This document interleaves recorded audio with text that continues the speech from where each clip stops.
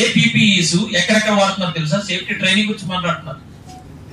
ఈ అఫీషియల్స్ ఇద్దరు rescue operations వస్తే వాళ్ళిద్దరికి ప్రాపర్ మీరు మాస్కులు ఇవ్వకుండా మీరు అక్కడ కూడా ఉన్నారు, మాస్కులు ఇవ్వలేదు వాళ్ళిద్దరికి. ఆ ఇద్దరు హై అఫీషియల్స్ మీకు తెలుసా వాళ్ళిద్దరికి ఏమైందో?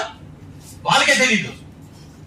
పీపీఈస్ ఎక్కడెక్కడ ఎక్కడ ఏది అజార్ట్స్ ఉందో ఏముందో, ఎయిర్ పొల్యూషన్ ఏమవుతుంది, ఏం పరిస్థితి ఏమవుతుంది,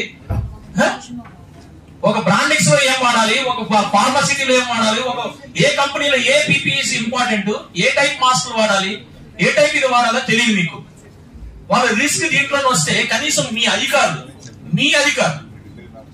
మీ హెడ్ ఒక జిల్లా మెజిస్ట్రేట్ వచ్చి 48 hours అక్కడ నిలబడి చేస్తే ఆవిడ మాస్క్ లేకుండా నార్మల్ మాస్క్ వేసుకొని వస్తే మీరు కాదా కంట్రోల్ చేయాల్సింది? మీరు కాదా వాళ్ళకి ప్రొవైడ్ చేయాల్సింది? వదిలేయండి. లోపల ఉన్న వాళ్ళ గురించి ఎలాగ మీరు వదిలేశారు.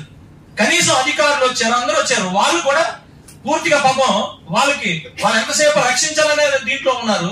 మీరు కాదా చేయాల్సింది? మీరు కాదా సబ్జెక్టు? ఏ పీపీఈ ఎక్కడ వాడాలో తెలుసా మీకు? ఈ రోజు ఈ బుక్ అంతా సార్ ఒకసారి నేను అడుగుతా, ఈ బుక్ అంతా కేవలం సేఫ్టీ ప్రాపర్ గా లేకపోవడం వల్ల జరుగుతున్న యాక్సిడెంట్సే. మీకు ఓపెన్ గా చెప్తున్నా, ఆ గోడ పడిపోయినప్పుడు నాకున్న నాలెడ్జ్, గోడ పడిపోయినప్పుడు చచ్చిపోలేదు, గోడ పడిపోయిన తర్వాత అక్కడ ఉన్నది ఇన్హేల్ చేసిన తర్వాత చనిపోయారు. ఈ రోజు ఇక్కడ నిన్న ఉషాప్రాయంకి వెళ్ళినప్పుడు కనీసం 10 మంది ఓన్లీ ఇన్హేల్ చేసిన తర్వాతే వాళ్ళు అక్కడ అలా ఉన్నారు. ఆ ఇన్హేల్ చేసినప్పుడు ఎందుకు మీరు ప్రాపర్ పీపీఎస్ ఎందుకు మీరు ఇన్సిస్ట్ చేయట్లేదు? కంపెనీని వద్దని అన్నారా? వాళ్ళు ఇన్సిస్ట్ చేయాలి కదా. పీపీఏ ఏ వాడాలో తెలియదు.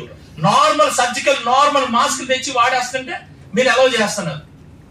మళ్ళీ మీరేమో ఎయిర్ కన్నా తక్కువ వెయిట్ ఉంటే కింద పడుతుంది. ఈ ఎందుకంటే మాకు జనరలైజ్ స్టేట్మెంట్స్.